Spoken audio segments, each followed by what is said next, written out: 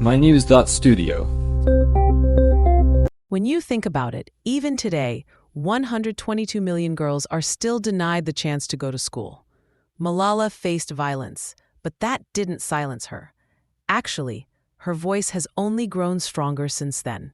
Right, and just to set the stage, today is June 16th, 2025. Let's look back for a moment.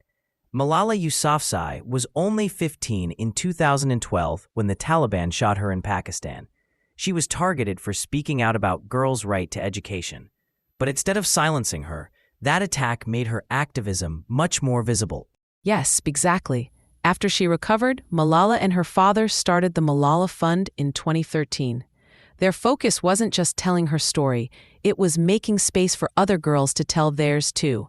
And by 2014, she'd become the youngest Nobel Peace Prize winner. What do you think it was about her message that resonated so widely? I think a lot of it comes down to the scale of the problem. Even now, more than 122 million girls aren't in school. There's a range of reasons: poverty, conflict, laws, cultural attitudes. For example, since 2021, girls in Afghanistan have been barred from secondary school. Are we actually seeing any real progress in response to this? The Malala Fund is doing what it can. It works in 9 different countries supporting local organizations on the ground. Nigeria stands out. Girls who were once excluded are now in classrooms, some even becoming advocates themselves. In Pakistan, there's been real policy change, like the right to free and compulsory education bill. But do you think this is enough to create lasting systemic change? It seems like the most progress comes from grassroots groups. The local organizations that receive Malala Fund support work directly with their communities. They're not just distributing school materials, they're challenging gender expectations, dealing with violence, and even handling things like menstrual health. Why do you think these local efforts are so effective, especially in places where risks are high? It's about trust. When solutions come from within a community, they're more likely to last. These groups focus on amplifying the voices of girls who are usually left out, which makes it harder for old obstacles to come back. Still, I'm wondering, what about the bigger picture? How can international law help move things forward? That's where global advocacy comes in.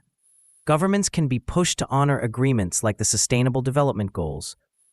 Sometimes international pressure, think diplomatic moves or sanctions, can force governments to act, especially when they're restricting education. Do you think there's real momentum for this kind of approach right now? There's movement, but it's uneven. Malala's ongoing advocacy keeps attention on these issues, and that's vital. Her story isn't just about her own bravery. It's become part of a worldwide push for change. The Malala Fund shows progress is possible, but setbacks keep coming. Why do you think her story is still relevant today? Her story matters because it links access to education with justice and equality. When even one girl can't go to school because of her gender or where she lives, it's a loss for everyone. Malala's leadership gives people hope, but there's still a long way to go. The numbers haven't improved enough. So, as another year passes in this struggle, it's not just about celebrating progress. We need to keep pushing through policy, funding, and support at the community level until every girl has access to education.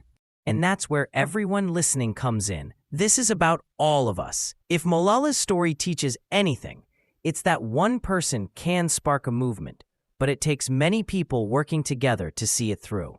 From facing violence to inspiring a global movement, Malala's journey is really a call for action. Thank you for joining us. This episode was brought to you by mynews.studio. You can try it now for free.